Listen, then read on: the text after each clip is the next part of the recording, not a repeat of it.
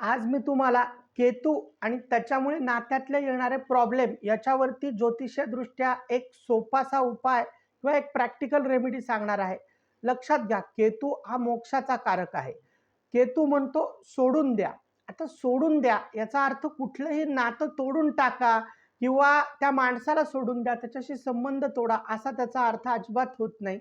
तर सोडून द्या म्हणजे काय? तर केतू तुमच्या ज्या घरात बसलेला आहे, त्या घरातून जे नातं पाहिलं जातं, त्या नात्यासंबंधित त्या नात्याच्या त्या व्यक्तीमध्ये जर काही दुर्गुण असतील आणि ते काही थोडक्या प्रमाणात असतील, तर त्याकडे दुर्लक्ष करा किंवा व्यवस्थित छान पद्धतीने त्या व्यक्तीला समजून सांगून सुधारण्याचा प्रयत्न करा. तुम्ही त्या एका दुर्गुणापायी तुम्ही त्या व्यक्तीचा त्याग करू नका.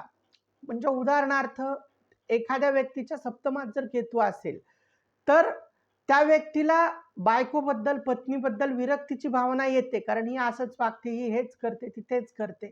तर तिच्या ज्या काही चुकीच्या सवयी आहेत, त्या सवयी तुम्ही चांगल्या पद्धतीने तिला समजून बदलण्याचा प्रयत्न करा. त्यासाठी तुम्ही गणपतीची आराधना करा. एकदम ते नातं सोडून देणं, याने तुमचा केतू नीट होणार नाही. लक्षात घ्या, केतू हा मोक्षाचा कारक आहे. तो सोडून द्या म्हणतो. तर सोडून द्या याचा अर्थ नातं सोडून द्या असा होत नाही. सोडून द्या म्हणजे तुम्ही त्या व्यक्तीच्या काही चुकीच्या सवयी असतील किंवा त्या व्यक्तीचा एखादा दुर्गुण असेल, तर तो सोडून द्या म्हणजे त्या व्यक्तीला सोडून देण्यापेक्षा तो दुर्गुण कसा दुरुस्त करता येईल याच्यावर काम करा. सतत त्या व्यक्तीच्या, त्या नात्याच्या तक्रारी करणं बंद करा. हळू-हळू तुम्हाला तो केतू चांगला परिणाम द्यायला नक्की मदत करेल. सुदर्शन ज्योतिष मार्गदर्शन केंद्र, नाशिक. धन्यवाद.